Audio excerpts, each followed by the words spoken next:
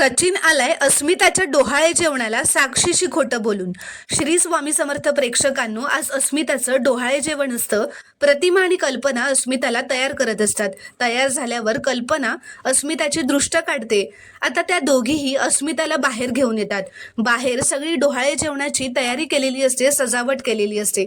पण अस्मिताच्या डोहाळे जेवणाला सचिन अजूनही आलेला नसल्याने अस्मिताचा कशातच लक्ष लागत नसतो. ती कल्पनाला विचारते की मम्मा, तू सचिनला कॉल केलायस का ग? तर कल्पना म्हणते, अगं हो, आणि तो येतोय म्हणालाय. अस्मिता म्हणते, पण किती वेळ लागणार आहे त्याला? तर कल्पना म्हणते, अगं तो ऑन द वेच असेल, तू आता उगाच जीवाची घालमेल करू घेऊ नकोस हा. तर प्रतिमा अस्मिताला पाणी आणून देते आणि प्रतिमा सुद्धा म्हणते, कल्पनाने काय सांगितलंय लक्षात ठेवते, अतिविचार करू नकोस अस्मिता. तर आता तेवढ्यातच सचिन येतो व म्हणतो, हॅलो ब्युटिफुल. सचिनला बघून सगळेजण खुश होतात. तो म्हणतो, आलो की नाही वेळेत? तर कल्पना म्हणते, तुझी बायको तुझ्या नावाचा जपच करते. तो अस्मिताला म्हणतो, सो सॉरी अस्मी, भयानक ट्रॅफिक होतं. तो असं अस्मिताला खोटंच बोलत असतो. तर आता अस्मिताचा चेहरा पडलेला असतो. म्हणून सचिन म्हणतो, अगं रडतेस काय? मी आलोय ना आता वेळेत.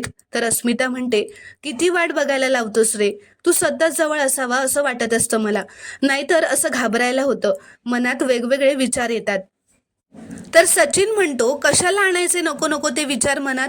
बाळ काय तुझ्या एकटीच आहे? माझं पण आहे ना. मग मी कसं मिस करणार होतो हे डोहाळे जेवण?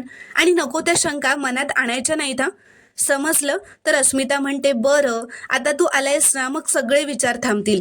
तर प्रेक्षकांनो, हा सचिन आता साक्षीशी खोटं बोलून त्याच्या मित्राच्या लग्नाला जातो असं सांगून अस्मिताच्या डोहाळे जेवणाला आलेला असतो.